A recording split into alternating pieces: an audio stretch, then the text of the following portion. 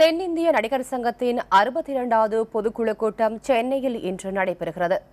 நாசர் விஷால் தலைமையிலான புதிய நிர்வாகிகள் பொறுப்பேற்ற பின் நடைபெறும் இந்த பொதுக்குழு கூட்டத்தில் சங்கத்தின் முக்கிய விஷயங்கள் விவாதிக்கப்பட உள்ளன. கடந்த ஆண்டு அக்டோபர் மாதம் தென்னிந்திய நடிகர் சங்கத்திற்கு நடைபெற்ற தேர்தலில் சரத்குமார் ராதாரவி தலைமையில் ஓர் அணியும் நாசர் விஷால் தலைமையில் ஓர் அணியும் களமிறங்கின. ஓர் அரசியல் தேர்தலுக்கு நிகராக நடந்த இந்த நடிகர் சங்க தேர்தலில் நாசர் தலைமையிலான அணி வெற்றி பெற்றது. இவர்கள் பொறுப்பேற்ற பின் பல அதிரடி முடிவுகள் எடுக்கப்பட்டன. அதில் நடிகர் சங்க இடத்தில் மல்டிப்ளெக்ஸ் திரையரங்கம் அமைக்க தனியார் நிறுவனத்துடன் போடப்பட்ட ஒப்பந்தத்தை அவர்கள் ரத்து செய்தனர். அதேபோல் சங்க கணக்கு வழக்குகளில் புதிய தணிக்கையாளரை அமைத்து தணிக்கை செய்தனர்.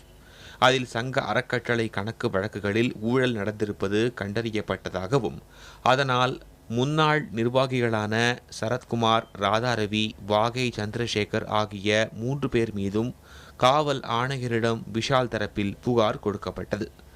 இதையடுத்து மார்ச் 20ஆம் தேதி நடிகர் சங்கத்தின் பொதுக்குழு கூட்டம் நடைபெறும் என்று அறிவித்தனர். அதன்படி இன்று மதியம் லயோலா கல்லூரியில் பொதுக்குழு கூட்டம் நடைபெறவுள்ளது. நாசர் தலைமையில் நடைபெறும் இந்த கூட்டத்தில் துணைத் தலைவர் கருணாஸ் 2014-15ஆம் ஆண்டுக்கான ஆண்டறிக்கை மற்றும் தணிக்கை செய்யப்பட்ட வரவு செலவு கணக்கு வழக்குகளை சமர்ப்பிக்கிறார்.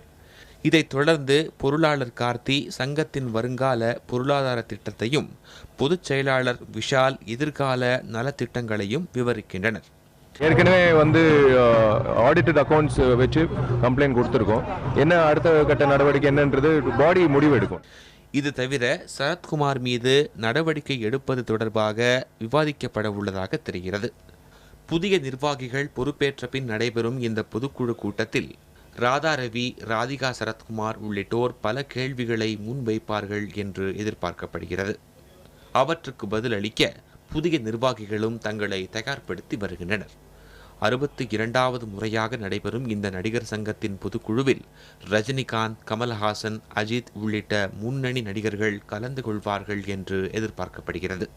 புதிய தலைமுறைக்காக செந்தில் ராஜா.